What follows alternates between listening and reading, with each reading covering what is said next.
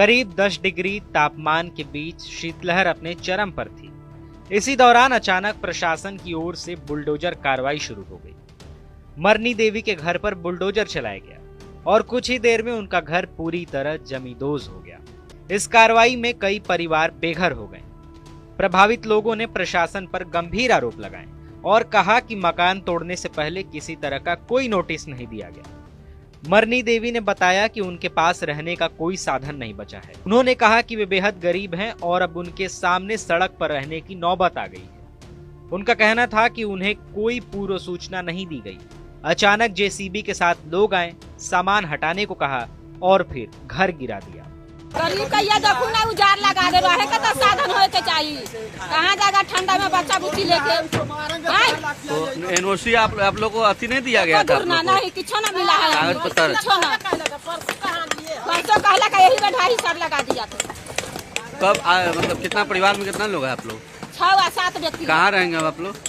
अब देखिए कहाँ रहेगा, रोड पर रहेगा, कहाँ रहिएगा, ठंडा में मरेगा। पीड़ित परिवारों ने बताया कि वे पिछले करीब 30 वर्षों से उसी स्थान पर रह रहे थे, लेकिन एक ही दिन में सब कुछ उजड़ गया। कम से कम 30 वर्ष से था। 30 वर्षों से आप? हाँ, 30 वर्ष से था। अच्छा, तो आप लोगों को इसका सूचना वगैरह दिया गया था कि नहीं? नहीं, कुछ भी नहीं। कल करवे किया, इस मेरी ये काम कर दिया। अच्छा, तो क्या आपका क्या कहना है? क्या कहना है कि कमरे से सरकार के मंजूरी चाहिए कि बसने के लिए जमीन उमीन चाहिए। अच्छा। बच्चे उच्चे 30 बच्चा लेकर कहाँ जाएंगे?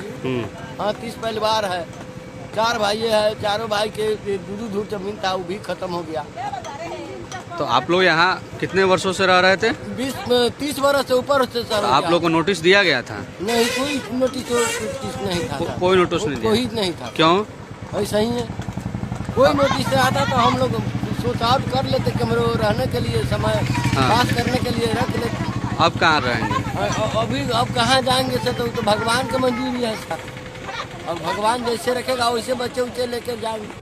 ग्रामीण महिला काली देवी ने कहा कि ठंड के इस मौसम में वे अपने बाल बच्चों के साथ कहां जाएंगी, यह समझ में नहीं आ रहा है। उन्होंने बताया कि गरीबों के पास कुछ भी नहीं है और उन्हें बस बसने के लिए एक जमीन चाहिए। उन्होंने सरकार से आहार और आशियाना जैसी सुविधाएं देने की मांग रखी। काली देवी ने भी कहा कि सरकार को 3 डिसमिल जमीन और घर बनाने के लिए 5 लाख रुपए की सहायता देनी चाहिए। उन्होंने बताया कि उनके परिवार में 7 सदस्य हैं और अब वे भी कहां जाएंगे, इसका जवाब नहीं है। उनका कहना है कि इस दौरान लोगों के माल मवेशी